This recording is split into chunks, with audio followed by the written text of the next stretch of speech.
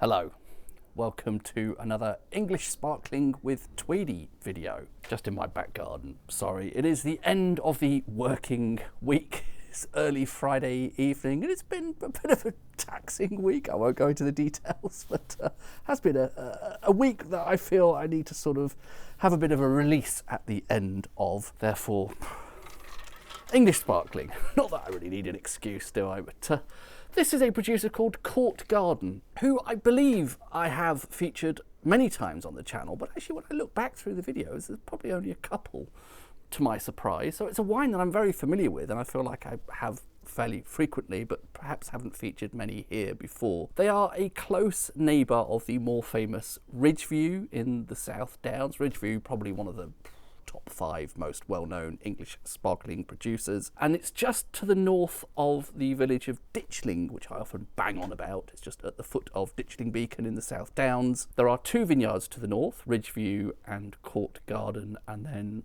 a cluster also to the south. But actually I think the soil type is a bit different, so there are sometimes stylistic similarities between Court Garden here and its close neighbour Ridgeview, particularly with the grapes that Ridgeview actually grow on site. They'd also source some from other vineyards. I think Court Gardens are all from their own domain. Anyway, that's probably too much babble, isn't it? This is a Blanc de Noir. I don't think I've had a Blanc de Noir from Court Garden before, to my surprise, and it's a style I normally seek out. I don't know if this is something they've relatively recently introduced or if I've just somehow not found it before. It's a 2020 vintage and it says they're extra dry, which I suspect means it's of a lower dosage, but there aren't details. This only arrived cheers.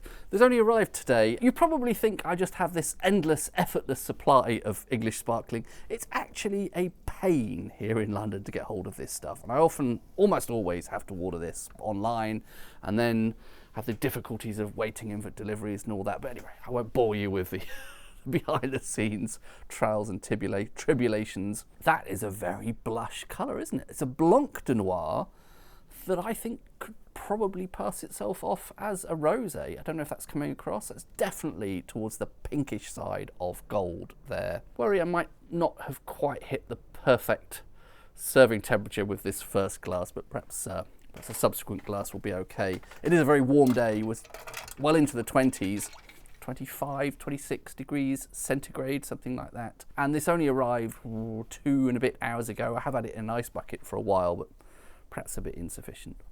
What do we have on the nose then? Met with initially a nice hint of stone fruit, great bit of Pinot character there. I would say plums more than anything initially. Maybe a little bit of berry fruit mixed in with that. Predominantly plums, which is something I always really like finding in a Blanc de Noir, because that really tells me we're definitely getting something from Pinot there rather than, Blanc de Noir of course should be entirely Pinot Noir and or possibly some Meunier. And it's the Chardonnay normally in English sparklings and Champagne that give those lemony, appley sort of fruit characters. Blanc de Noir, I'm looking for berry fruits, stone fruits, that kind of thing from the Pinot. And that does seem to be there on that first nose. Maybe a little bit of red apple as well, which is something you quite often get from Pinot as well. Not a bad start. As I say, I don't think I've quite got the serving temperature right with this yet, but glass number 2 will be better. Still more stone fruit, possibly got a brief glimpse of black currant there as well. I suppose that's in the realm of berry fruit, isn't it? Berry fruit like black currant and stone fruit. Okay. Ah, that is a delight. I've been missing this. This is a particular style of Blanc de Noir I've been searching for some time, where it is all really strong Pinot character. I seem to have a load of Blanc de Noirs that end up weirdly Chardonnay-esque. I don't know what's going on there, how they end up being really appley, not just red apple. But this definitely on the palate has more of that stone fruit, more of that berry fruit, a little bit of black currant. I love the balance and the acidity of this. It is decently zingy, not massively overwhelmingly so, but it is also really dry, and yet, despite the very low dosage, nothing about this is sweet. That fruit actually expresses itself rather beautifully. I often say sugar is quite an important part of allowing fruit to sort of emerge and be identified and be recognised in a wine, and sometimes without sugar it's hard to know what you're tasting, but that definitely tastes like that aforementioned fruit bowl, but very dry and very sophisticated. And I'm not bothered at all by the serving temperature. Perhaps it is a tiny bit on the warm side, but actually that doesn't matter here. Very mouth-watering.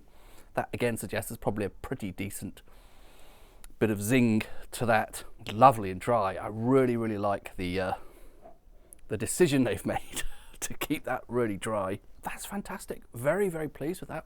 Really dry, but really fruity somehow. And all of the fruits that I really want to find in a Blanc de Noir, in a Pinot-based wine. Quite possibly 100% Pinot Noir, I don't know, I didn't look at the breakdown. And mouth-watering, and I feel like I always say mineral, don't I? I need some new terminology. Perhaps mineral isn't one of the things that's coming to mind here. Quite possibly is, but I'm more thinking about that lovely, dry fruit character.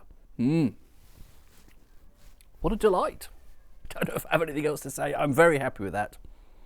Just what I want from a Blanc de Noir, and actually like that it's gone a little bit rosé colour-wise.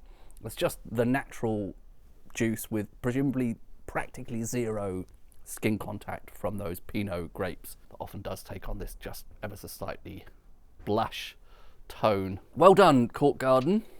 I think that is a triumph. I mean, you could say this is a little bit, I don't know, one-dimensional and simplistic if you really are determined to pick nicks. No, if you really are determined to pick nits with this, it's a bit of a one-trick pony, but it is a fantastic trick that it's doing. That really dry but really fruity palate, similar thing happening on the nose. Great stuff. Thank you, Court Garden. Oh, I should add, very reasonably priced as well. Court Garden's wines are never excessive. It's not much over 30 quid, I think, this. And I bought it from a third party as well. Grape Britannia was the merchant. Might be the first time I've used them. They seem to have a pretty good selection of English wines. Put all the details on that stuff in the description. Cheers.